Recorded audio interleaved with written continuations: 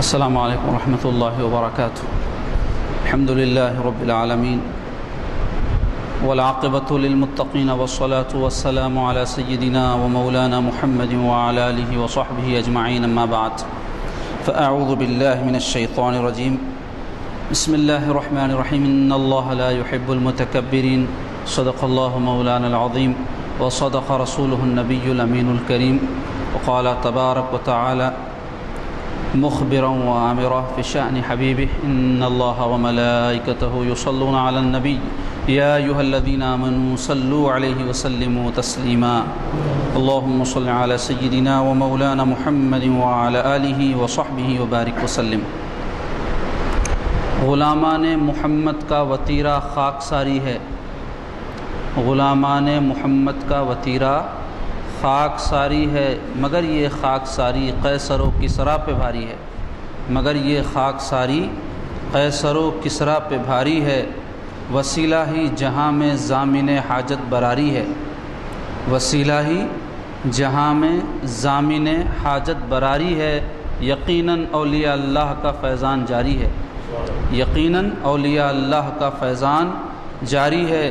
نبی کا کچھ کرم ہے، کچھ خدا کا فضل ہے، ورنہ نبی کا کچھ کرم ہے، کچھ خدا کا فضل ہے، ورنہ عقیدت اختیاری ہے نہ ایما اختیاری ہے، عقیدت اختیاری ہے نہ ایما اختیاری ہے، عبادت کا بدل سمجھا ہوا ہے اپنی بخشش کو، عبادت کا بدل سمجھا ہوا ہے اپنی بخشش کو، الہ العالمی زاہد بھی کتنا کاروباری ہے، الہ العالمی زاہد بھی کتنا کاروباری ہے، یہی پہچان ہے اے اوج آقا کے غلاموں کی، یہی پہچان ہے اے اوج آقا کے غلاموں کی، غم دنیا مسلط ہے نہ خوف حشر طاری ہے، غم دنیا مسلط ہے نہ خوف حشر طاری ہے۔ حضرات ایک مرتبہ نہایت ادب کے ساتھ درود پاک پڑھیے۔ اللہم صلی علی سیدنا شفیعنا حبیبنا جد الحسن والحسین وعلی آلہ وصحبہ وبارک وسلم، اللہم صلی وسلم وبارک علی حال محمد وعلی آل محمد۔ عزیزان گرامی، پچھلے جمعہ سے میں نے ایک سلسلہ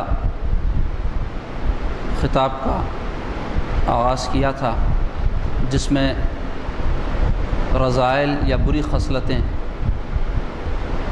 جو انسان کے لیے نہایت ہی مہلک اور نقصان دہ ہیں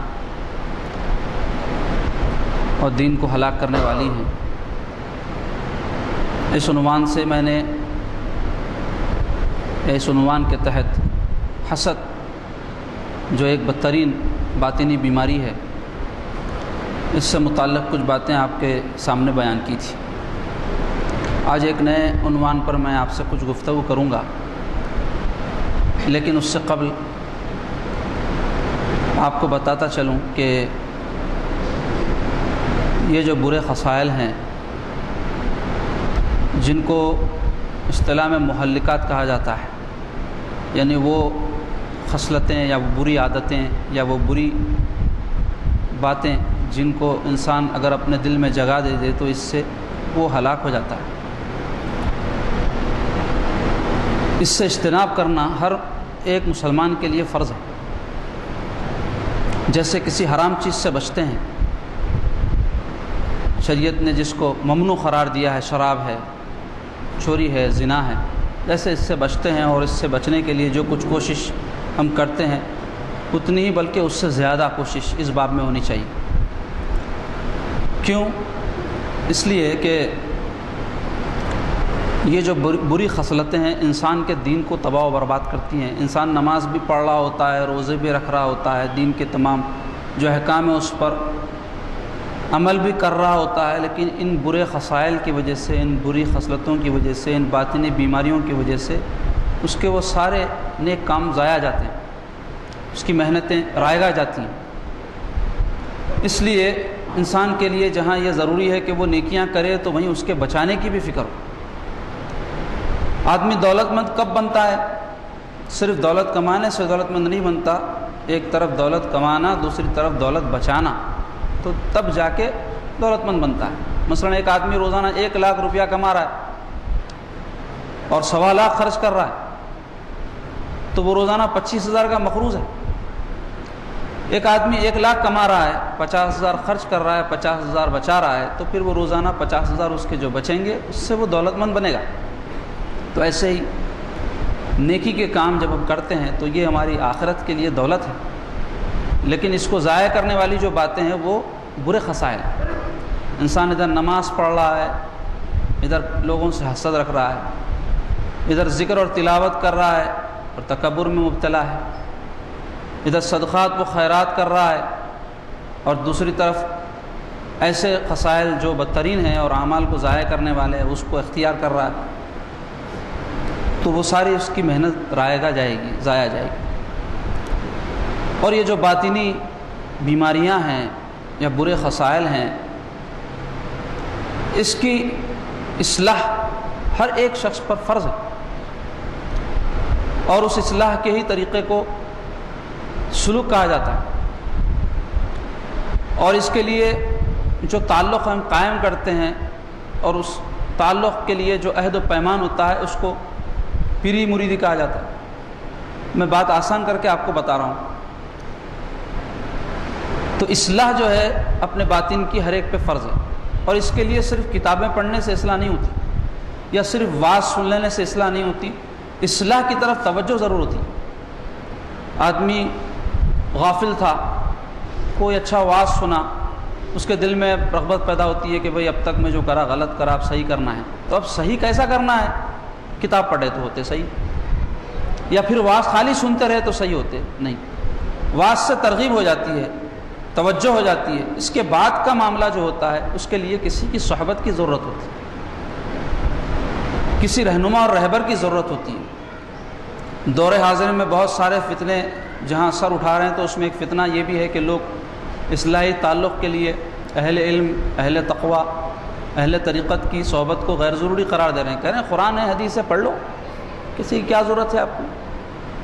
صحابہ نے تو ایسا نہیں کہا کبھی کہ ہم کو قرآن مل گیا حضور سے، معاذ اللہ حضور کی کیا ضرورت ہے۔ ایسے ہی نہ تابعین، جن کو تابعی کا شرف صحابہ کی صحبت کی وجہ سے نصیب ہوا، صحابہ کی صحبت سے مشرف ہوئے تو تابعی کہلائے۔ تابعی کہتے اتباع کرنے والے۔ کس کی اتباع کی؟ قرآن اور حدیث کی اتباع کی وجہ سے ان کو تابعی نہیں کہا جاتا، صحابہ کی اتباع کی وجہ سے کہا جاتا۔ تو صحابہ کے ساتھ ان کا رہنا کیا تھا؟ صحبت تھی، جبکہ قرآن اور حدیث ان کو مل جاتا، لیکن پھر صحابہ کی ضرورت کیا تھی؟ تو معلومات تھی، تبھی تو انہوں نے صحابہ کی صحبت اختیار کی۔ تبع تابعی کن کو کہتے ہیں؟ جو تابعین کی صحبت میں رہے۔ تو کیا ان تک قرآن اور حدیث نہیں پہنچا تھا کہ وہ تابعین کی صحبت میں رہے یا اس میں رہنا ضروری سمجھا؟ تو معلوم ہوا کہ انسان کی اصلاح کے لیے صحبتوں کی ضرورت ہوتی ہے، اچھی صحبت۔ اور بزرگوں نے کہا ہے صحبت صالح ترا صالح ترت، صحبت تالے ترا تالے ترت، فارسی کا مشہور شعر ہے یہ، اس کا معنی ہے اچھی صحبت انسان کو اچھا بناتی ہے، بری صحبت برا بنا دیتی ہے۔ جیسوں کی صحبت میں انسان رہے گا اس کا اثر قبول کرے گا۔ بہرحال موضوع میرا صحبت پہ کچھ آپ کو بیان کرنا نہیں ہے، ضمناً میں یہ بات بتا رہا ہوں کہ باطن کی اصلاح کے لیے، باطن کی اصلاح ایسا ہی ہے جیسے اپنی پیٹھ کے پیچھے کا معاملہ ہے۔ انسان کو اپنی پیٹھ نظر نہیں آتی، لیکن دوسرا اس کو دیکھ سکتا ہے اور اس کو بتا سکتا ہے کہ دیکھو تمہاری پیٹھ پر کیڑا ہے، مکوڑا ہے، سانپ ہے، بچھو ہے۔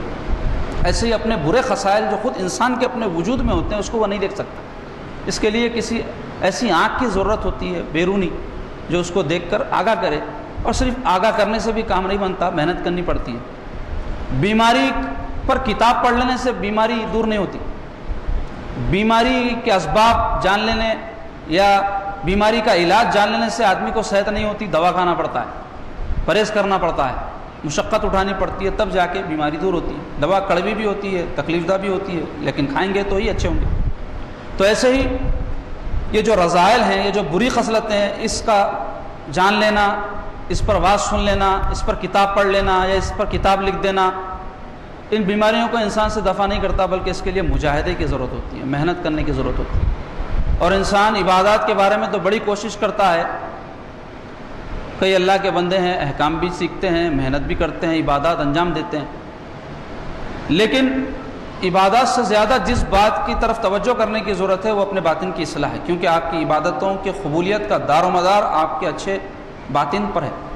جب تک آپ کا دل مصفہ نہیں ہوگا، آپ کا دل پاک نہیں ہوگا، وہ عبادت خدا کی جناب کے قابل نہیں ہوں گی۔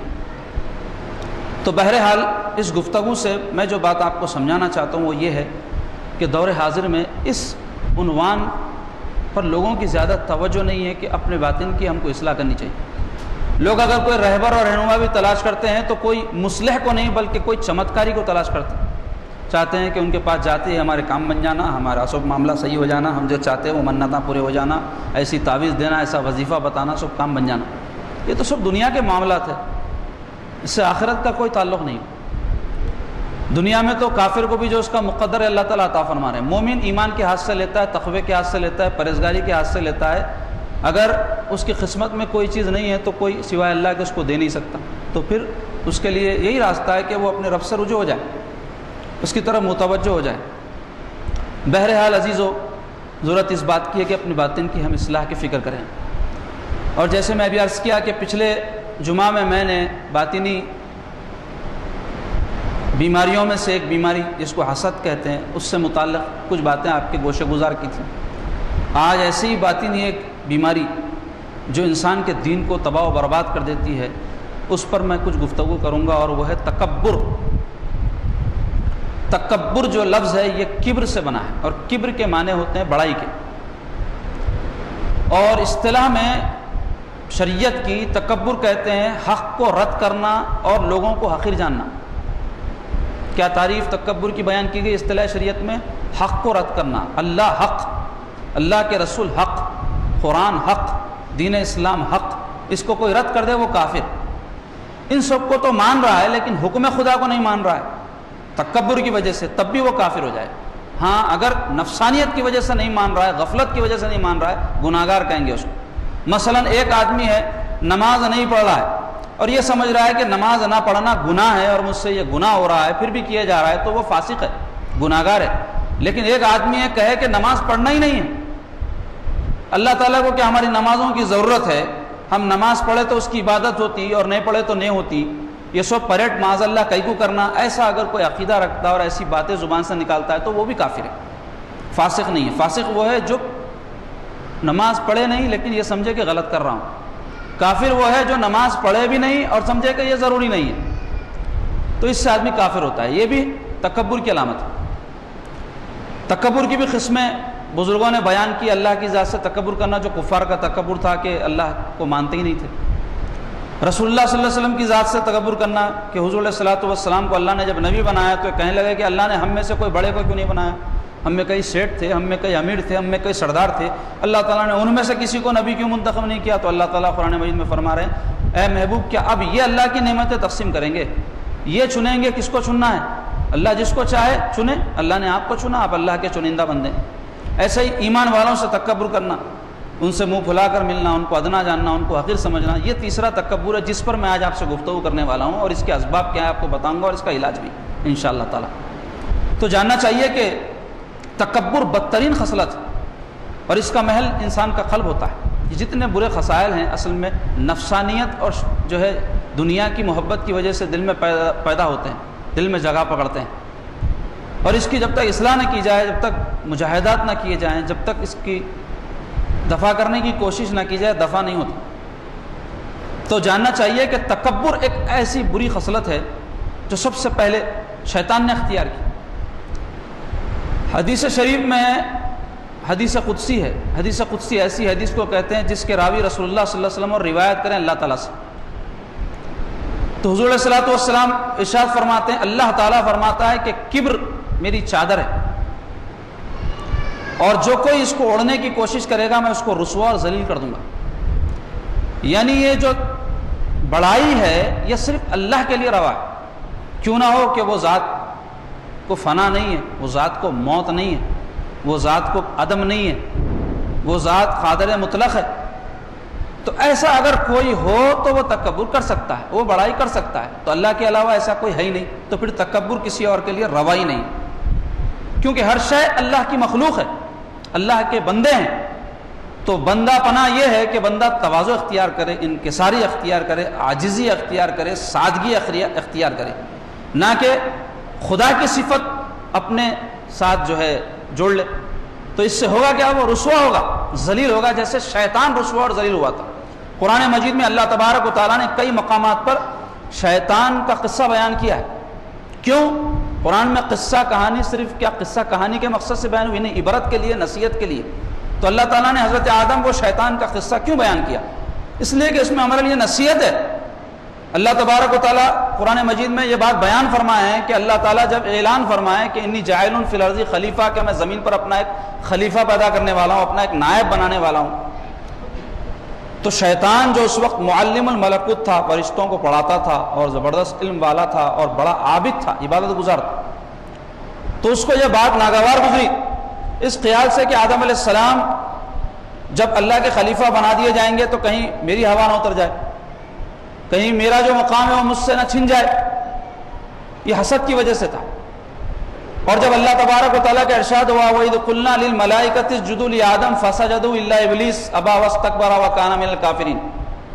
اللہ تعالیٰ نے فرشتوں کو حکم دیا، اس وقت کو یاد کرو، اللہ تعالیٰ فرماتے ہیں وَإِذْ قُلْنَا، جب ہم نے کہا لِلْمَلَائِكَةِ، فرشتوں سے، اسجدوا آدم علیہ السلام کو سجدہ کرو، فَسَجَدُوا، تو ان سبوں نے سجدہ کر دیا، الا ابلیس، سوائے ابلیس کے، ابا، انکار کر دیا، ریجیکٹ، نہیں مانا، واستکبر، اور یہ اس کا انکار کرنا تکبر کی وجہ سے تھا، ابا واستکبر وکان من الکافرین، اور وہ کافر تھا، اپنے اس عمل کی وجہ سے کافر تھا۔ اور ایک مقام پر اللہ تعالیٰ فرماتے ہیں، اللہ تعالیٰ جب اس سے پوچھے ابلیس سے ما منعک اللہ تسجد، کہ اے ابلیس کیا بات نے تجھے منع کر دیا، کیا چیز نے تجھے روک دیا کہ میں جس بات کا حکم دیا تھا کہ آدم کو سجدہ کرو تو نہیں کیا؟ تو جواب میں کہنے لگا خلقتنی انا خیر من، کیا کہنے لگا؟ انا خیر من، میں ان سے بہتر ہوں۔ اور اس کی دلیل کیا پیش کی بہتر ہونے کی؟ خلقتنی من نار، آپ نے مجھے آگ سے پیدا کیا، وخلقتہ من طین، اور اس کو خاک سے پیدا کیا آدم علیہ السلام۔ اور خاک جو ہوتی ہے آپ دیکھتے ہیں قدموں میں پڑی رہتی ہے، اور آگ جو ہوتی ہے وہ اوپر کی طرف جاتی ہے، تو اس کو اپنی طرف سے ایسا خیال تھا کہ آگ افضل ہے خاک سے، تو جس کی وجہ سے وہ کہنے لگا کہ میں افضل ہو کر مفضول کو، ادنا کو معاذ اللہ کیوں سجدہ کروں، انکار کر دیا۔ تو یہ اس کا کفر تھا، اور وہ تکبر کی وجہ سے تھا، بڑائی کے احساس کی وجہ سے تھا۔ تو یہ بڑا اور سب سے پہلا جرم تھا جو شیطان سے سرزد ہوا، جس کے نتیجے میں اللہ تبارک و تعالیٰ اس کو رسوا اور ذلیل کر دیے، قیامت تک ملعون ہو گیا، اللہ کی جناب سے نکال دیا گیا۔ اور جو کوئی بھی شیطان کے اس راستے کو اختیار کرے گا، یعنی تکبر کی راہ اختیار کرے گا، وہ بھی شیطانی کی طرح ملعون ہوگا، رسوا ہوگا، ذلیل ہوگا، اور جہنم میں بے عزت کر کے ڈال دیا جائے گا۔ تو عزیزو، تکبر کی مذمت میں یہ واقعہ ہمارے لیے عبرت اور نصیحت کے واسطے قرآن مجید میں جو بیان ہوا کافی ہے، لیکن اس کے علاوہ بھی احادیث میں رسول پاک علیہ الصلوۃ والسلام نے تکبر کی مذمت میں بہت ساری باتیں ارشاد فرمائی ہیں، جن میں سے ایک یہ سرکار فرماتے ہیں کہ جس کے دل میں رائی کے دانے کے برابر بھی تکبر ہوگا وہ ہرگز جنت میں داخل نہیں ہوگا۔ یعنی جنت جو ہے متواضعین کا مقام، تواضع اختیار کرنے والوں کی جگہ ہے، متکبرین کے لیے وہاں کوئی جگہ نہیں ہے۔ اور ایک سرکار پاک صلی اللہ علیہ وسلم کا ارشاد ہے کہ قیامت کے دن متکبرین، تکبر کرنے والے، غرور کرنے والے، اپنے آپ کو دوسروں سے اچھا سمجھنے والے، چونٹیوں کی صورت میں اٹھائے جائیں گے۔ قبروں سے جب لوگ اٹھیں گے تو یہ چونٹیوں کی صورت میں اٹھائے جائیں گے، لوگ ان کو اپنے پیروں سے رونیں گے تاکہ وہ اللہ کے سامنے رسوا اور ذلیل کیے جائیں۔ تو کیا برا انجام ہوگا، آپ اندازہ لگائیں۔ اسی طرح اور ایک حدیث شریف میں آیا ہے کہ نبی پاک علیہ الصلوۃ والسلام معراج کی شب جب تشریف لے گئے تو حضور علیہ الصلوۃ والسلام کو عالم برزخ کی بھی زیارت کروائی گئی۔ عالم برزخ کیا؟ انسان جب یہاں دنیا میں مر جاتا ہے تو اس کا جسم تو قبر میں پڑا رہتا ہے، یا پھر جو بھی جسم کے ساتھ معاملہ ہونا ہے ہوتا ہے، لیکن اس کی روح جو ہے ایک دوسرے عالم میں منتقل ہوتی ہے، اس کو برزخ کہتے ہیں۔ برزخ کے معنی اصل میں پردے کے ہیں، تو دنیا اور آخرت کے بیچ میں چونکہ یہ عالم پردہ ہے اس لیے اس کو برزخ کہا جاتا ہے۔ تو انسان کی ارواح وہاں رہتی، اور جو بھی قبر کا عذاب کہتے ہیں، یا جو قبر میں تکلیف ہوتی کہتے ہیں، یا قبر میں جو راحت کہتے ہیں، وہ سب برزخ میں ہوتا ہے۔ کیونکہ کئی لوگ بولتے ارے بھائی اب قبرستانوں پہ پلاٹنگاں ہو جا رہے ہیں، گھراں بن جا رہے لوگوں کے، بولتے قبر کے اندر عذاب ہو رہا، وہ ہو رہا، یہ ہو رہا، کہاں ہے؟ کچھ بھی نہیں ہے، نہ ہڈیاں بھی نہیں ہیں۔ تو یہ جو جسم کا معاملہ ہے یہ مادی چیز ہے، اللہ جس کا جسم سلامت رکھنا چاہے رہتا ہے اپنے محبوب بندوں کا. کئی واقعات ایسے بھی ہوئے ہیں کہ قبریں جب کھل گئی تو اس کے اندر کفن کو تک دھکا نہیں لگاتا. اللہ جس کا چاہے جسم سلامت رکھے، لیکن ہر ایک کا نہیں رہتا، مٹی ہو جاتا ہے. یا کئی کافر ہیں ان کو جلا دیا جاتا ہے، ان کی خاک اڑا دی جاتی ہے. یا کئی ہے سمندروں میں گر کر یا اس میں جو ہے ڈوب کر مر جاتے ہیں، مچھلیاں ان کو کھا جاتی ہیں، جسم سارا فنا ہو گیا، تو پھر عذاب کہاں؟ تو یہ کافروں کا عقیدہ ہے.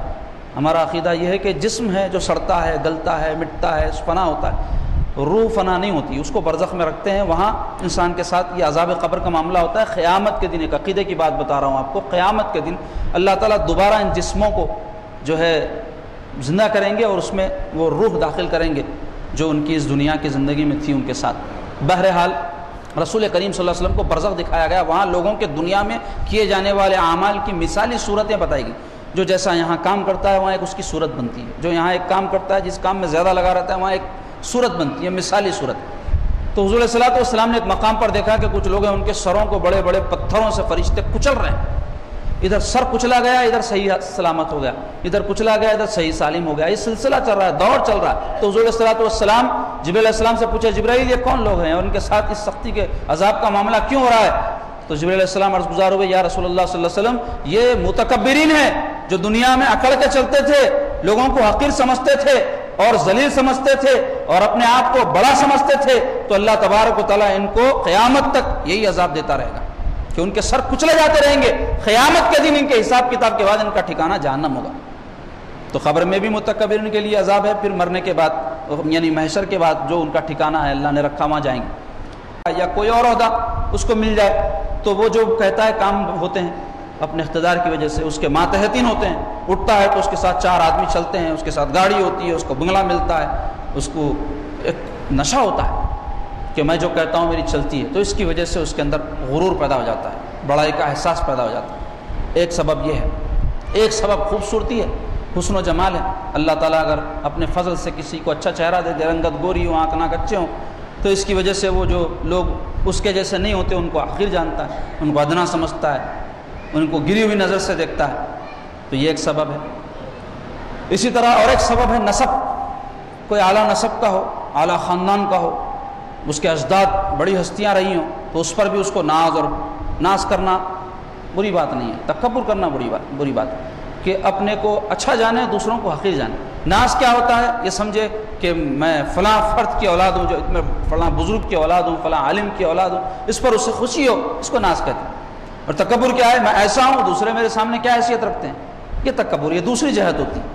تو یہ اسباب ہیں، اور ہر سبب کو دفع کرنے کے لیے ضروری ہے کہ انسان غور کرے کہ یہ جو کچھ اس کو عطا ہوا، چاہے علم ہو، چاہے عبادت گزاری اور زہد ہو، چاہے اعلیٰ نسبی ہو، چاہے حسن و جمال ہو، چاہے اقتدار ہو، چاہے دولت ہو، یہ اس کو اپنے کوششوں سے نہیں ملی بلکہ اللہ کے فضل سے ملی ہے. غلطی کیا ہو رہی ہے؟ جو چیز اس کو لوگوں سے ممتاز کر رہی ہے یا لوگوں میں اس کو بزرگی دے رہی ہے، اس کو وہ سمجھ رہا ہے کہ اپنی کوشش سے اس نے حاصل کیا ہے. یہاں غلطی ہوتی ہے. حالانکہ کوشش کرنے والے بہت ہیں. مثال کے طور پہ آپ دیکھیں، بہت سارے لوگ ایسے ہیں کہ جو عالم تو ہیں لیکن لوگوں میں مقبول نہیں ہیں، لوگوں میں بہت زیادہ ان کے عقیدت مند نہیں ہیں، لوگوں میں بہت زیادہ ان کی عزت نہیں ہے، لوگ بہت زیادہ ان کی تعظیم نہیں کرتے، لیکن علم والے ہیں. اللہ نے اگر کسی شخص کو اس کے علم کی وجہ سے لوگوں کے دلوں میں عقیدت پیدا فرما دی، یا بہت زیادہ اس کے معتقد ہو گئے، بہت زیادہ اس کے شاگرد ہو گئے، بہت زیادہ اس کے چاہنے والے ہو گئے، تو یہ محض اللہ کا فضل ہے. ورنہ دوسرا بھی تو عالم ہے، پھر اس کی ویسی عزت کیوں نہیں ہے؟ اللہ نے فضل کیا تم پر، لوگوں میں تم مقبول ہو گئے، تو اس میں تمہارا کمال کیا ہے؟ اللہ کا فضل ہے جس پر تم کو شکر ادا کرنا چاہیے، نہ کہ تکبر کرنا چاہیے.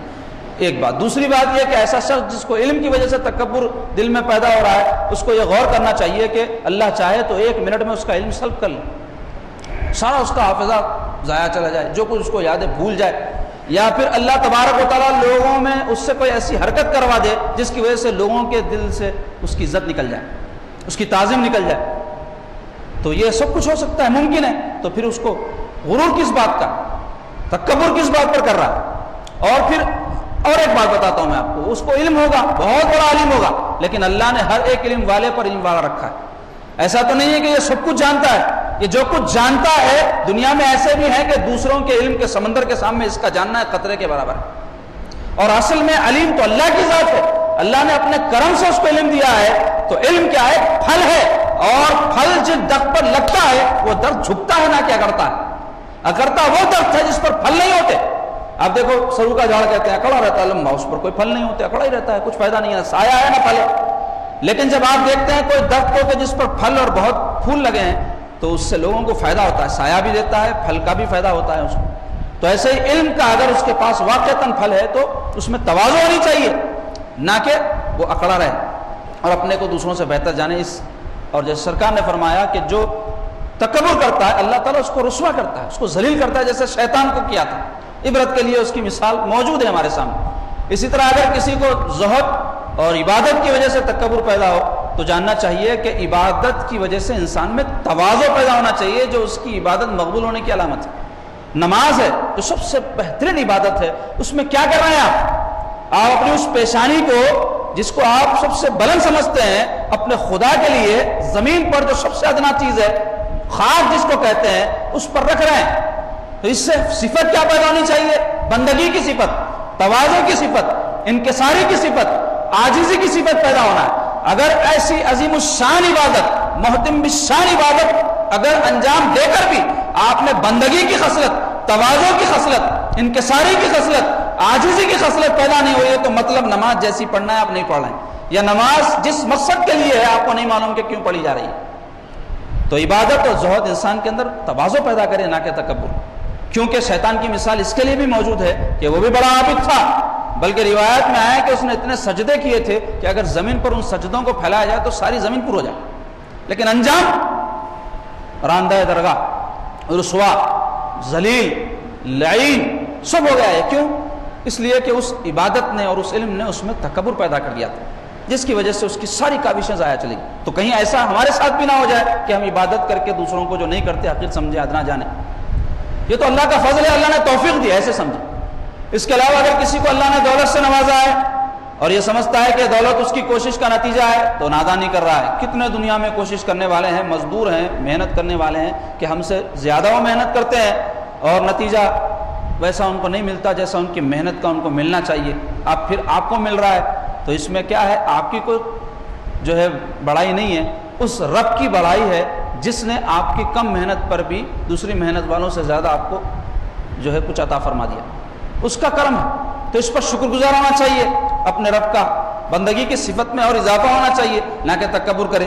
اور پھر یہ مال و دولت کس کے ہاتھ میں رہتی؟ آج آپ کے پاس ہے، کل کسی کے پاس ہوگی، پرسوں کسی کے پاس ہوگی۔ اب یہ سارے جو نوٹا آپ کے پاس ہے آپ اپنے گھر میں پرنٹ کریں کیا؟ غور کریں آپ، یہ کسی اور کے پاس تھے، آپ کے پاس آئے، ایسے ہی آپ کے پاس سے اور آگے بڑھنے والے ہیں۔ اور کتنی دنیا میں دولت مند ہستیاں گزری کہ کیسے کیسے ان کے محلات تھے، کیسے کیسے ان کے یہاں دنیاوی جو اشیاء ہیں وہ سونے چاندی وغیرہ کے موجود تھے۔ حالیہ جو عرصے میں واقعات ہوئے عرب دنیا میں، وہاں کے جو حکمران تھے ان کی زندگیوں کی کیسی جو ہے شان و شوکت تھی، کیسی جو ہے عشرت تھی۔ آج دیکھیں آپ کہ ان کو جو ہے بے عزت کر کے ختم کر دیا گیا، قتل کر دیا گیا، ہلاک کر دیا گیا، ان کی دولت، ان کا اقتدار ان کے کچھ کام نہیں آیا۔ تو یہ رہنے والی چیزیں نہیں ہیں۔ انسان اگر اس کو لے کر تکبر کر رہا ہے کہ میں ہمیشہ پاور میں رہوں گا یا میں ہمیشہ دولت مند رہوں گا تو اس کی بہت بڑی نادانی ہے۔ قرآن مجید میں اللہ تعالیٰ نے فرعون، حامان، کفار مکہ کے جو متکبرین تھے واقعات بیان فرمائے عبرت کے لیے۔ فرعون کیسا بادشاہ تھا، عظیم سلطنت تھی اس کی، رسوا کر دیا گیا، غرق کر دیا گیا۔ حامان زمین میں دھسا دیا گیا، اور اسی طرح قارون زمین میں دھسا دیا گیا۔ اللہ کا عذاب آیا ان پر، ان کے تکبر کی وجہ سے جو اقتدار اور مال کے نشے میں ان کو تھا، کیا انجام ہوا۔ تو یہ سارے ہمارے لیے عبرت کے واقعات ہیں۔ اب بعض لوگ سمجھتے ہو بھائی وہ بادشاہ تھے، ان کی حکومت تھی، ان کی سلطنت تھی، دولت مند تھے، کرے ہوں گے، ہم غریب لوگ ہیں۔ تو یہ مت سمجھو کہ غریب آدمی میں تکبر نہیں آتا۔ کئی موقعوں پر ہم اس کا اظہار دیکھتے رہتے ہیں۔ ایک معمولی کام کرنے والا آدمی ہوتا ہے، اگر آپ اس کو کچھ سخت کہہ دیں، سست کہہ دیں، فوری پلٹا کے بولتا کیا پال رہے ہیں، کیا کچھ دے کے بول رہے ہیں۔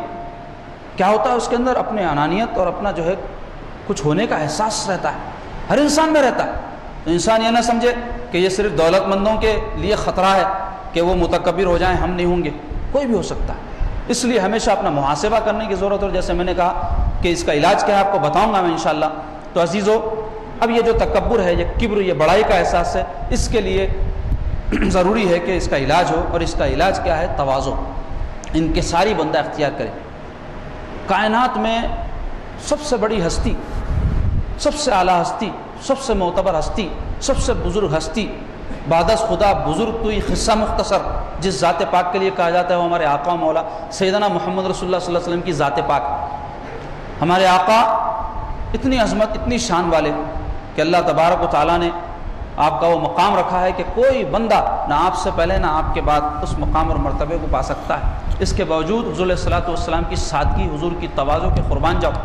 حضور علیہ الصلوۃ والسلام فرماتے ہیں کہ اللہ تبارک و تعالیٰ نے مجھے یہ اختیار دیا تھا کہ میں چاہوں تو نبی اور بادشاہ بنوں، یا چاہوں تو نبی اور بندہ بنوں۔ نبی اور بادشاہ سلیمان علیہ السلام اللہ کے نبی بھی تھے، ان کی سلطنت بھی تھی، حضور کو بھی اختیار دیا گیا تھا، آپ چاہیں تو نبی تو میں نے بنایا ہی ہے، بادشاہ بھی بن جائیں، آپ کی عظیم سلطنت ہوگی، ایسی سلطنت کے روئے زمین پر کسی کو نہیں دی گئی، یا پھر چاہیں تو نبی تو آپ ہیں ہی، بغیر بادشاہ کے آپ بندے ہی بنے رہیں۔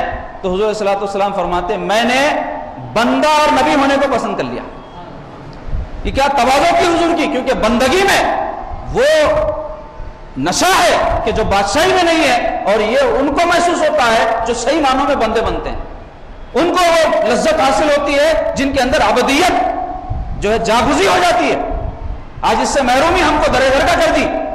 دنیا میں کیسے کیسے واقعات گزرے صحابہ کے، اولیاء اللہ کے، کہ کوئی بادشاہ نہیں تھے، وہ کوئی صاحب اقتدار نہیں تھے، صاحب مال نہیں تھے، لیکن دنیا کی بڑے سے بڑی طاقت ان کو جھکا نہیں سکی، ان کو زیر نہیں کر سکی، کیونکہ فقیری میں ان کے بعد صحیح تھی، ان کی کسی سے جو ہے متاثر نہیں ہوتے تھے۔ ایک بزرگ کا واقعہ ہے کہ بہت زبردست عالم تھے، اور ضعیفی کو پہنچ گئے تو پیروں میں تکلیف تھی، جس کی وجہ سے پیر موڑ کر نہیں بیٹھ سکتے تھے، تو پیر لمبا رکھ کر بیٹھتے تھے، اور جب درس دیتے تھے تو ان کے شاگردین ان کے اطراف بیٹھ جاتے تھے۔ تو اس زمانے کے جو بادشاہ تھے ان کو خبر ہوئی کہ ایک ایسے عالم ہیں کہ بڑے متقی پرہیزگار ہیں اور زبردست عالم ہیں، تو ان کا حلقہ درس ہوتا ہے، تو بادشاہ کو خیال پیدا ہوا، مسلمان بادشاہ جو تھے وہ بڑے قدرداں ہوا کرتے تھے بزرگان دین کے اور اہل علم کے، تو چلیں ان کی مجلس میں جا کر دیکھیں، ہم بھی کچھ برکات حاصل کریں۔ اس نیت سے اب بادشاہ نکلا۔ تو اس زمانے میں جب بادشاہ نکلتے تو بڑی شان اور شوکت سے نکلتے تھے، اور بڑے کر و فر سے نکلتے تھے، ان کے ساتھ گھوڑے، گاڑیاں اور پوری ان کی ٹیم ہوتی تھی۔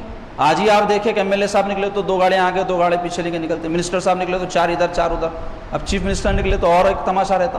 تو وہ بادشاہ تو جو اور پاورفل لوگ ہوتے تھے، یہ تو 5 سال کے ہیں، وہ تو ساری عمر کے رہتے تھے، جب نکلے تو بڑی شان و شوکت سے اطلاع ہوئی بادشاہ ہیں، بادشاہ، پورا شہر ہل کر رہ گیا بادشاہ کی آمد۔ تو یہ بزرگ کا حلقہ درس چل رہا ہے، شاگردین بیٹھے ہیں، یہ بیٹھے رہے، بادشاہ مجلس میں آئے تب بھی یہ نہیں اٹھے۔ لوگوں نے کہا کہ انہوں نے بڑا جرم کر دیا، یا تو کہ کم سے کم بادشاہ جب ان کے درس میں آیا تھا ان کو چاہیے تھا کہ اٹھ کر تعظیم کرتے، اس کی ملاقات کرتے اس سے، لیکن یہ اٹھے نہیں، بیٹھے رہے۔ بادشاہ آیا، خدردان تھا، وہ دیکھا ان کی مجلس میں کہ یہ بڑے متقی بھی ہیں اور بڑے جو ہے عالم بھی ہیں، تو واپس جا کر اس نے کیا کیا کہ ایک بہت بڑے تشت میں ہیرے جواہرات بھر کر نظر کے طور پہ ان کے یہاں بھجوائے۔ خادم لے کر آیا تو حضرت نے پوچھا یہ کیا ہے؟ تو کہنے لگا کہ بادشاہ سلامت نے آپ کے لیے یہ بھیجا ہے، تحفہ ہے، نظر ہے آپ کی۔ تو حضرت نے فرمایا مجھے ضرورت نہیں ہے، میں اپنے حال میں خوش ہوں، اللہ کا دیا میرے پاس سب ہے، مجھے ضرورت نہیں۔ تو وہ اصرار کرنے لگا، اور لوگ کہنے لگے کہ حضرت آپ یہ قبول کر لیں، پہلے تو آپ بادشاہ کی تعظیم کے لیے اٹھے نہیں، اب وہ تحفہ بھیجا ہے، اس کو آپ واپس کر دیں گے تو بادشاہ ناراض ہو جائے گا، تو ہو سکتا ہے آپ کو قتل بھی کرا دے، آپ اس کو قبول کر لیں۔ تو حضرت فرمانے لگے کہ جو پیر پھیلاتا ہے وہ ہاتھ نہیں پھیلاتا، جو پیر پھیلاتا ہے وہ ہاتھ نہیں پھیلاتا، یعنی اگر میں اس کا تحفہ لے لوں تو پھر اس کے آگے مجھے اٹھنا پڑے گا، اس کی تعظیم کرنی پڑے گی، اس کا خیال کرنا پڑے گا۔ اب جو میں بے نیازی سے پیر پھیلا کر بیٹھا تھا، بادشاہ آنے پر پھر میں ایسے پیر پھیلا کر بیٹھ نہیں سکتا، کیونکہ میں اس کے زیر اثر آ جاؤں گا، اس کے وزن تلے آ جاؤں گا۔ تو ایسے اللہ والے تھے۔ میں بتانا چاہتا ہوں یہ تکبر کی وجہ سے نہیں تھا، یہ بے نیازی کی وجہ سے تھا، کسی کی پرواہ ان کو ہوتی نہیں تھی، کیونکہ کسی سے آس ان کو ہوتی نہیں تھی۔ آج ہر ایک سے ہم کو آس ہے، اس لیے ہم ہر ایک کو ملا کر رکھنا چاہتے ہیں، ہر ایک کے ساتھ چاپلوسی کرنا چاہتے ہیں، حق بات کہہ نہیں پاتے۔ تو بہرحال عزیزوں میں بتانا چاہتا ہوں کہ تکبر کا علاج تواضع سے ہوتا ہے، انکساری سے۔ اور سرکار پاک علیہ الصلوۃ والسلام کی تواضع کا عالم یہ تھا کہ حضور علیہ الصلوۃ والسلام اپنے گھر کے چھوٹے چھوٹے کام کاج اپنے دست اقدس سے کیا کرتے تھے۔ حالانکہ حضور کے ایک حکم پر یہ زمینی مخلوق تو کیا آسمانی مخلوق آ جاتی جو آپ کی خدمت انجام دیتی، لیکن سرکار پاک علیہ الصلوۃ والسلام کے بندگی کا، آپ کی عبدیت کے کمال کا عالم یہ تھا کہ آپ اپنے جو ہے جوتوں کے تسمیوں کو جوڑ لیا کرتے تھے، اپنے کپڑوں میں پیون لگا لیا کرتے تھے، گھر کے کام کاج میں گھر والوں کا ہاتھ بڑھا دیا کرتے تھے، گھر والوں کو تو چھوڑو، آپ خادم چکی پیستے پیستے تھک جاتا تو حضور صلی اللہ علیہ وسلم اس کی مدد فرما دیا کرتے تھے۔ ایسی تواضع میرے آقا کی تھی۔ راستے سے تشریف لے جا رہے ہیں، ایک بوڑھی عورت یا رسول اللہ کہہ کر مخاطب کی حضور پاک علیہ الصلوۃ والسلام، رک گئے راستے میں، پوچھا کہ بڑی ہوئی کیا بات ہے؟ تو کہنے لگی یا رسول اللہ میرا ایک معروضہ ہے، تو حضور اس کو راستے سے ہٹا کر کونے میں ایک چبوترے پر لے کر تشریف فرما ہو گئے، اور وہیں اس کی بات حضور نے سماعت فرما لی۔ جبکہ دنیا کا کوئی MLA، کوئی بادشاہ، کوئی آفیسر ہوتا ہے، اس کو آپ کہے تو بولتا آفس آ کے ملو میاں، دفتر میں آؤ میاں، وہاں آؤ، میرا وہاں مقام ہے وہیں ملتا ہوں۔ دنیا کا ایک طریقہ ہے، لیکن سرکار کی تواضع کے قربان جاؤ، کیسا عالم تھا حضور علیہ الصلوۃ والسلام۔ ایک مرتبہ حضور کی مجلس میں ایک شخص آیا جو غریب تھا، فقیر تھا، تو حضور علیہ الصلوۃ والسلام اس کو اپنے دستر پر بٹھا لیے۔ تو اس وقت قریش کے بڑے بڑے سردار حضور کے ساتھ بیٹھے ہوئے تھے، حضور تبلیغ کے لیے ان کو جو ہے دعوت دے کر بلائے تھے، تو وہ لوگ ہاتھ کھینچ لیے، کیونکہ ان کے پاس یہ بڑی معیوب بات سمجھی جاتی تھی کہ غریب لوگوں کو، فقیر لوگوں کو اپنے ساتھ بٹھائیں، تو وہ کھانا نہیں کھائے۔ حضور علیہ الصلوۃ والسلام اس بات پر سخت ناراض ہو گئے، وہ لوگ اٹھ کر چلے گئے۔ تو یہ جتنے ناراض ہو کر گئے تھے، واقعات میں آیا ہے کہ وہ فقیر ہو کر مرے، فقیر ہو کر مرے، اتاب آیا اللہ کون۔ تو عزیزو، تواضع اللہ کو پسند ہے۔ حدیث شریف میں ہے جو تواضع اختیار کرتا ہے، یعنی اپنے آپ کو کم تر سمجھتا ہے، دوسروں سے بڑھ کر نہیں سمجھتا، تو اللہ تبارک و تعالیٰ اس کی عزت بڑھا دیتا ہے، لوگوں کے دل میں بھی اس کی عزت بڑھ جاتی ہے اور اللہ کے پاس بھی اس کا مقام بڑھ جاتا ہے۔ دنیا میں آپ مال خرچ کر کے دیکھ لیں، آپ اپنے جو ہے کوئی اور کوشش کے ذریعے سے دیکھیں کہ لوگوں کے دل میں تعظیم ہوتی ہے کیا؟ پہلے تو اس کے طالب ہونا نہیں چاہیے، لیکن آپ دنیا میں واقعات دیکھیں عبرت کے طور پہ، آپ دیکھیں گے کہ لوگ بہت کوشش کی اپنی بزرگی، اپنی بڑائی لوگوں کے دلوں میں ڈالنے کی، نہیں پیدا ہو، کیونکہ یہ کام اللہ کا ہے، اور اللہ تبارک و تعالیٰ جس کی عزت بڑھانا چاہتا ہے اسی کی بڑھاتا ہے جو متواضع ہوتا ہے، جو منکسر المزاج ہوتا ہے، اللہ اس کو پسند فرماتا ہے۔ اس کے علاوہ اس کا علاج یہ ہے کہ حدیث شریف میں آیا ہے کہ جانے انجانے کو ہم سلام کریں۔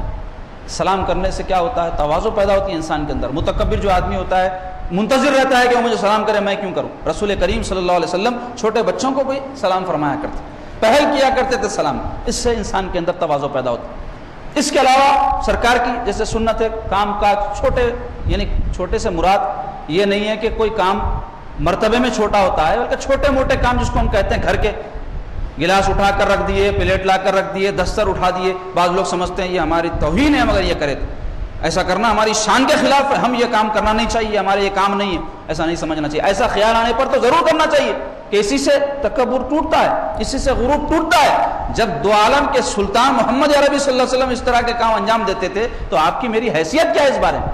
آپ دیکھیں سرکاری کی تربیت کا نتیجہ تھا کہ صحابہ اکرام میں تواضع کس انتہا پہ پہنچ چکی تھی۔ حضرت سیدنا عمر فاروق رضی اللہ عنہ کے زمانے میں اسلام کی جو ہے سلطنت ملک شام تک پھیل گئی تھی، سیریا جس کو کہتے ہیں آج کل، اور آپ دیکھیں کدھر حجاز، مکہ اور مدینہ کدھر جو ہے وہ شام کا علاقہ ہے، تو وہاں تک پھیل گئی۔ تو اس وقت جو ہے ایک جنگ ہوئی زبردست، تو اس جنگ میں مسلمانوں کو کامیابی ہوئی، تو جو مخالف یہود و نصارہ تھے ان سے گفت و شنید کے لیے حضرت امیر المومنین سیدنا عمر فاروق رضی اللہ عنہ تشریف لے جا رہے تھے۔ تو اس حال میں کہ اونٹ پر آپ کے ساتھ ایک غلام تھا، اور طے یہ ہوا تھا کہ 4 میل تک حضرت سیدنا عمر فاروق اونٹ کی رسی پکڑ کر چلیں گے اور 4 میل وہ بیٹھیں گے اور غلام چلے گا۔ اس طرح سفر طے ہوا، اور جب ملک شام کے قریب پہنچے اور جو ہے شہری علاقے میں داخل ہونا ہے تو اس وقت غلام کی باری تھی کہ وہ بیٹھ جائے، اور حضرت عمر فاروق کی باری تھی کہ وہ نکیل پکڑ لے۔ تو لوگ کہنے لگے کہ امیر المومنین پورا راستہ طے ہو گیا، غلام تو آپ کا غلام ہے، اب آپ تشریف رکھیں کیونکہ آپ امیر المومنین ہیں، اور غلام جو ہے رسی تھام لے، الٹا کر لے۔ تو اس پر آپ کہنے لگے نہیں، ہم کو جو بھی معاملات ہیں دین و دنیا کے یہاں طے کرنے نہیں ہیں، وہ وہاں طے ہو چکے ہیں، ہم ایسا ہی چلیں گے۔ آپ اونٹ کی رسی پکڑ کر اس حال میں چلتے رہے کہ چلتے چلتے پانی آ گیا تو جوتی اٹھا کر اپنے بغل میں دبا لی اور پانی میں جو ہے ننگے پاؤں آپ گزرے۔ جب شہر میں داخل ہوئے تو اس وقت حضرت ابو عبیدہ بن جرح رضی اللہ عنہ صحابی رسول ہیں، یہ وہاں کے امیر تھے، حضرت عمر نے ان کو مقرر کیا۔ یہ کہنے لگے کہ امیر المومنین آپ سفر طے کر کے آئے ہیں، آپ کے کپڑے گرد آلودہ ہیں، بال گرد آلودہ ہیں، تو آپ ایسے کیجئے کہ اب آپ جب داخل ہو رہے ہیں تو تمام شہر کے روسا و عمرہ سب آپ سے ملنے کے لیے آئے، آپ جو ہے ایک اچھا لباس پہن لیں۔ تو آپ کو جب دیا گیا تو آپ پہن لیے، کچھ دیر چلنے کے بعد کچھ خیال آیا اور اس کو اتار دیے اور کہنے لگے کہ نہیں میں اسی حال میں اچھا ہوں، کیونکہ عزت مجھے اسلام سے ملی ہے، کوئی مجھے عزت دینے والا ہے نہ کوئی مجھے ذلیل کرنے والا ہے، میں نہیں پہنوں گا، اسی حال میں آپ داخل ہو، ایسی سادگی تھی۔ اور اسی طرح حضرت عمر ثانی، حضرت عمر بن عبد العزیز رحمۃ اللہ علیہ کو کہا جاتا ہے، تابعی ہیں، ان کا زمانہ خلافت ہے، تو ان کی عادت تھی عشاء کی نماز کے بعد کچھ لکھنے پڑھنے کے لیے بیٹھتے تھے۔ تو ایک مرتبہ ایک مہمان آ گیا، آپ مہمان کے ساتھ بیٹھے تھے، لکھتے ہوئے چراغ کے اندر تیل ختم ہونے لگا، تو مہمان نے کہا کہ امیر المومنین اجازت دے، اب مہمان ہے اپنی طرف سے تو کر نہیں سکتا، میزبان سے اجازت لینی پڑے گی، تو کہنے لگا کہ آپ اجازت دے تو میں اٹھ کر جو ہے تیل ڈال دیتا ہوں۔ تو آپ نے فرمایا ہمارے یہاں مہمان سے کام نہیں لیتے، مروت کے خلاف ہے، آپ تشریف رکھیں۔ تو وہ کہنے لگا ٹھیک ہے میں غلام کو جگا دیتا ہوں۔ تو فرمانے لگے دن تمام کام کر کے محنت کر کے سویا ہے، اس کی نیند میں خلل مت ڈالو۔ تو پھر کہنے لگے کریں گے کیا؟ آپ نے فرمایا وہی کریں گے جو کرنا ہے۔ تشریف لے گئے اور جا کر چراغ میں تیل ڈال کر اس کو درست کر دیا۔ تو اس پر یہ کہنے لگے مہمان کہ آپ نے کیوں اتنی تکلیف اٹھائی؟ تو جواب دیا کہ سنو، جب میں یہاں سے اٹھ کر گیا تھا تب بھی عمر تھا، واپس آیا تب بھی عمر ہی ہوں، اس سے میری شان میں کوئی فرق نہیں پڑا۔ یہ تھی تواضع، یہ تھی ان کے ساری۔ تو عزیزو اس کے علاوہ چاہیے کہ ہم اپنے اندر تواضع پیدا کرنا ہے تو اپنے بزرگوں کا ادب کرنا۔ میں یہ بات خاص طور پہ اس واسطے کہہ رہا ہوں، ایک دو منٹ لوں گا آپ کے اس عنوان سے کہ دور حاضر میں دیکھنے میں آ رہا بعض لوگ دین کے اندر اپنے آپ کو ٹھیکیدار سمجھتے ہیں، تو وہ کوئی بزرگوں کی تعظیم کرتا ہے، اپنے بڑوں کی، ہمارے یہاں جھک کے ملنے کا طریقہ ہے، پیٹوں میں منڈی ڈالنا جس کو بولتے ہیں، یا پھر کسی عالم کا ہاتھ چومتا ہے یا کسی مشائخ کا ہاتھ چومتا ہے تو کہہ رہے ہیں یہ کیا ہے بھائی، یہ تو پوجا کرا لے رہے لوگ، یہ تو شرک ہے، یہ تو حرام ہے، ناجائز ہے، کیا کہ عجیب عجیب فتوی لگا رہے، جہالت ہے بہت بڑی۔ یہ جو تعظیم ہے بزرگوں کی، اس سے کرنے سے دو فائدے ہوتے ہیں، ایک تو یہ کہ بزرگوں کی تعظیم کرنے کا ثواب ملتا، بڑوں کی تعظیم کرنے کا، اس میں عمر کے بڑے بھی آ گئے، علم کے بڑے بھی آ گئے، تقوی کے بڑے بھی آ گئے، نسب کے بڑے بھی آ گئے۔ دوسرے یہ کہ اس سے ہمارے اندر تواضع پیدا ہوتی، انکساری پیدا ہوتی۔ آپ دیکھو یہ جتنے بھی نکلے ہوئے قسم کے ہیں، یہ سب کسی کی تعظیم وازم نہیں کرتے، اس واسطے ان کے اندر انہوں فرعون بنے ہوئے رہتے ہیں، انہوں سمجھتے میں نماز پڑھ لو نا، میں اللہ کے آگے جھکا، کسی کے آگے نہیں جھکنا۔ تو ایسا ہے کیا کہ اللہ کے آگے جھکے؟ اللہ کے آگے جو جھکنا ہے وہ عبادت کا جھکنا ہے، وہ سجدہ کرنا ہے، وہ اللہ کے لیے۔ اب جواز کی جب بات آئی ہے کہ یہ ہاتھ چومنا یا کسی کی تعظیم کرنا جائز ہے یا نہیں، تو اس کے لیے ثبوت موجود ہے۔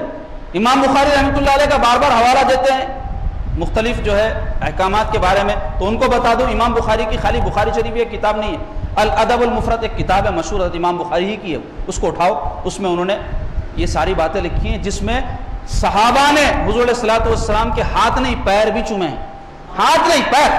اگر کوئی دیکھنا چاہتا ہے تو ادب المفرد اٹھا کر دیکھ لے، نہیں مل رہا ہے تو میرے پاس ہے، میں بتا دیتا ہوں۔ اور اب آپ بولیں گے وہ حضور کے لیے خاص تھا، یہ بھی غلط ہے، صحابہ کے تابعین نے ہاتھ اور پیر چومے، اس کے بھی روایت موجود۔ خود سیدنا علی رضی اللہ عنہ کے متعلق مشہور روایت ادب المفرد میں موجود ہے کہ آپ حضرت عباس رضی اللہ عنہ جو آپ کے چچا تھے، ان کے ہاتھ اور پیروں کو چوما کرتے تھے، روایت موجود ہے۔ اس سے میرا مقصد یہ نہیں ہے کہ میں اس بات کو ترغیب دوں کہ آپ جو ہے پاواں چومیں، ہاتھا چومیں، جواز بتا رہا ہوں صرف۔ کوئی چیز جائز ہونا نہیں ہونا ایک الگ چیز ہے، اس پر عمل ہونا نہیں ہونا ایک الگ چیز ہے، لیکن کوئی چیز جائز کو ہم ناجائز قرار نہیں دے سکتے۔ اب رہا کسی عالم کے کوئی ہاتھ چومتا ہے، پیر چومتا ہے، تو اس کو چاہیے کہ وہ اس سے ان کو روکے، اس لیے کہ تواضع کا تقاضا یہ ہے، اس کے اندر تواضع ہونی چاہیے، اس کے اندر یہ بات نہیں ہونا چاہیے میں عالم ہوں، لوگ میرے ہاتھ چومیں، میرے پیر پڑیں، میری عزت کریں۔ اگر ایسا کوئی سوچتا ہے تو کبر کی علامت، تکبر کی علامت ہے، تو اس کو نہیں چاہیے کہ وہ دوسروں سے ہاتھ پیر چمانے کی خواہش کرے۔ لیکن ہم کو کیا چاہیے کہ ہم اگر کوئی علم والا ہے، تقوی والا ہے، دیانت داری والا، دیندار ہے، تو اس کی تعظیم کرے حسب مرتبہ۔ ایسا بھی نہیں ہے کہ ہر ایک کے ہاتھ چوم رہے ہیں، ہر ایک کے پیر چوم رہے ہیں، یہ بھی روا نہیں ہے، یہ بھی جائز نہیں ہے، کیونکہ ہر ایک کا ایک مرتبہ ہے، اس مرتبے کے اعتبار سے اس کی تعظیم کی جائے گی۔ اس کو عام رواج دے کر ہر ایک کے ساتھ کرنا، یہ دوسرے جو علماء یا جو متقی لوگ ہیں ان کی توہین ہوگی۔ تو بہرحال ایک مسئلہ ہے جس کی میں وضاحت کر دیا آپ کے سامنے، اس کو ذہن نشین رکھیں۔ اور یہ جو جہالت کی باتیں ہیں لوگوں کی کہ کہاں آیا قرآن میں، کہاں آیا حدیث میں شرک ہے، ارے شرک کسے کہتے ہیں؟ ایک مذاق بنا کے رکھ دیے زبان پہ، شرک کا وظیفہ لگا ہوا ہے اور مسلمانوں کو کافر اور مشرک بنانے پہ لگے ہوئے ہیں۔ اس سے ملت میں انتشار پیدا ہو کر لوگ جو ہے دور ہو رہے ہیں ایک دوسرے سے، نفرتیں بڑھ رہی ہیں، اختلافات بڑھ رہے ہیں، اور اس کا فائدہ غیر قوموں کو ہو رہا ہے۔ ان باتوں کو لے کر 1400 سال سے جو بزرگان دین گزرے، اہل علم گزرے، ان کے علم کا عشر عشیر ان کو حاصل نہیں ہے، تن کا ایک ذرہ ان کو حاصل نہیں ہے، اور یہ ان ساروں کو غلط ثابت کرنے کی کوشش کر رہے ہیں۔ کیا ہمارے اسلاف نہیں جانتے تھے کہ یہ تعظیم کرنا شرک ہے اور ایسی چیزوں کی وہ لوگوں کو ترغیب دلاتے تھے؟ معاذ اللہ دین کی عمارت کو ڈھا رہے ہیں ایسی باتیں کر کے آپ، اور یہ بتانا چاہ رہے ہیں کہ 1400 سال سے دین کو سمجھے کوئی نہیں، قرآن اور حدیث سیدھا ان کے پاس اتری ہے اور انہی کے لیے اتری ہے اور یہ سمجھ گئے سارا۔ اس سے پہلے جتنے سمجھے تھے سب غلط سمجھے تھے معاذ اللہ۔ تو کتنا بڑا الزام ہے اسلام پر، آپ اندازہ لگاؤ، اور ایسے شخصیتوں پر جن کی وجہ سے دین ہم تک پہنچا۔ حدیث شریف بخاری شریف بولتے، بخاری شریف امام بخاری آج سے 1000 سال 1200 سال پہلے کے، بخاری شریف 1200 سال سے ڈائریکٹ آپ کے پاس آئی، 1200 سال میں کتنے مرحلوں سے گزر کے آپ کے پاس آئی، تو کون پہنچائے ہو؟ آپ کے اسلاف، آپ کے پہلے کے بزرگ پہنچائے، تو ان پہ اعتماد نہیں ہے، بخاری شریف پہ اعتماد ہے، پہنچانے والوں کو ہٹا دیا، کتاب لے لیے۔ تو یہ بہت بڑا دھوکہ ہے جو لوگوں کو دیا جا رہا ہے۔ اللہ تعالیٰ ایسے لوگوں کی صحبتوں سے محفوظ رکھے، ان کے شر اور فساد سے محفوظ رکھے۔ اللہ پاک سے دعا کرتا ہوں اللہ ہم کو نیک توفیق عطا فرمائیے، ہمارے سینوں سے تکبر کی جو ہے بری خصلت کو دور فرمائیے، اور ہمارے اندر تواضع اور انکساری پیدا فرمائیے، اور ہر ایک کے ساتھ خندہ پیشانی سے ملنے اور ہر ایک کا اس کے مرتبے کے مطابق ادب اور اس کا جو ہے معاملہ صحیح رکھنے کی ہم کو توفیق عطا فرمائیے برحمتک یا ارحم الراحمین والحمد للہ رب العالمین۔ برادران اسلام، ایک ضروری اعلان سماعت فرما لیں، انشاءاللہ آئندہ جمعہ سے نماز جمعہ کے اوقات میں مسجد اعظم میں تبدیلی کی جا رہی ہے، اور اللہ نے چاہا تو 1:30 بجے سے انشاءاللہ آخر کے خطاب کا سلسلہ ہوگا 2:15 تک، اور 5 منٹ کے لیے 2:15 سے 2:20 تک سنتوں کی ادائیگی کے لیے وقت دیا جائے گا، اور 2:20 سے عربی خطبے کا آغاز ہوگا، اور 2:30 بجے نماز جمعہ کی جماعت قائم ہوگی۔ تو آپ حضرات نوٹ کر لیں، آئندہ جمعے سے اوقات نماز میں تبدیلی واقع ہو رہی ہے۔